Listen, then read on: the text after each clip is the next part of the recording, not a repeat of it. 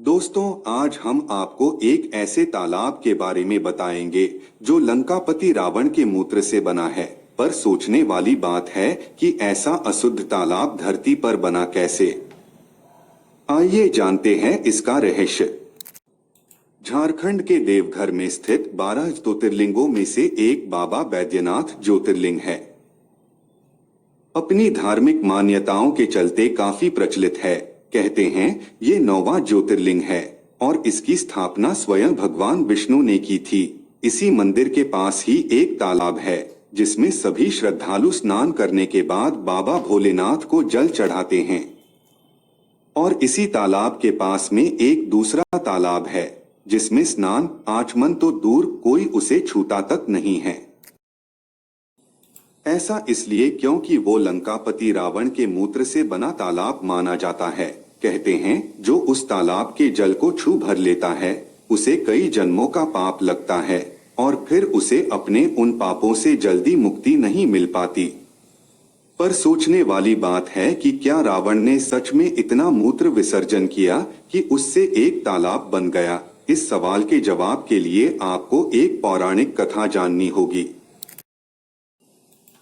दरअसल लंकापति रावण महादेव को अपने साथ लंका ले जाना चाहता था, जिसके लिए उसने कई तरह के उपाय किए। लेकिन जब शिव जी से उसे कोई जवाब नहीं मिला तो आखिर में वो अपने सिर काटकर उन्हें चढ़ाने लगा। जिसके बाद भगवान शंकर ने उसे दर्शन दिए और उसके साथ लंका जाने के लिए तैयार हो गए। लेकिन महादेव ने रावण से एक शर्त रखी। उन्होंने कहा, मैं शिवलिंग रूप में तुम्हारे साथ चलूंगा, लेकिन तुम उस शिवलिंग को जिस जगह एक बार रख दोगे मैं वहीं विराजमान हो जाऊंगा, यानी कि फिर मैं वहां से नहीं हटूंगा। रावण को अपने बलशाली होने पर इतना घमंड था कि उसने शिव जी की ये शर्त तुरंत मान ली। उसने सोचा शिवलिंग चाहे कितना ही भारी क्यों न हो, मैं उसे एक बार उठाऊंगा तो सीधा लंका जाकर ही स्थापित करूंगा। इसके बाद उसने शिवलिंग को उठाया और उसे लेकर लंका की ओर चल दिया। ये देखकर सभी देवताओं को चिंता होने लगी और वो तुरंत भगवान विष्णु के पास गए और उनसे बोले, प्रभु, दशानन को रोकने के लिए अब आप ही को कुछ करना होगा। अगर रावण महादेव को लेकर लंका चला गया तो वो सारे संसार में हाहाकार मचा देगा। भगवान विष्णु ने इस समस्या के समाधान के लिए एक लीला रची। उन्होंने वरुण देव को आचमन करने रावण के पेट में जाने का आदेश दिया। इस वजह से रावण को देवघर के पास लघुशंका लग गई। रावण को समझ नहीं आया क्या करे, पर अब समस्या ये थी कि वो शिवलिंग को बिना नीचे रखे कैसे लघु शंका करें, और शर्त के मुताबिक वो शिवलिंग को नीचे नहीं रख सकता था।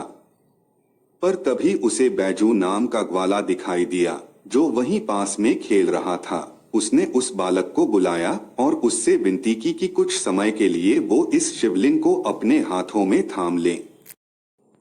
उस बालक ने रावण की बात मान ली। फिर उसने उस बालक को शिवलिंग थमाया और लघु शंका करने चला गया। भगवान ने ऐसी माया रची कि रावण को लघु शंका करने में अधिक समय लगने लगा। दरअसल उसके पेट में इतना पानी समा गया था कि उसकी मूत्र खत्म होने का नाम ही नहीं ले रही थी। दूसरी तरफ वो बालक आखिर कितनी देर शिवलिंग संभालता। थककर उसने शिवलिंग को वहीं जमीन पर रख दिया, जिसके बाद वो शिवलिंग वहीं स्थापित हो गया।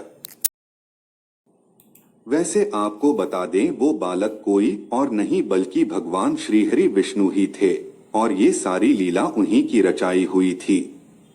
रावण मूत्र विसर्जन करने के बाद जब वापस आया तो उसने देखा शिवलिंग धरती पर रखा हुआ है। ये देखकर उसे बहुत गुस्सा आया और वो उस बालक पर चिल्लाने लगा, लेकिन तब तक बहुत देर हो चुकी थी। हालांकि दशानन ने उस शिवलिंग को हिलाने की बहुत कोशिश की, पर वो टस से मस नहीं हुआ। क्रोध में आकर उसने शिवलिंग पर इतने जोर से पैर मारा कि वो शिवलिंग जमीन के अंदर धंस गया और आज भी ये शिवलिंग वैसे का वैसे ही है।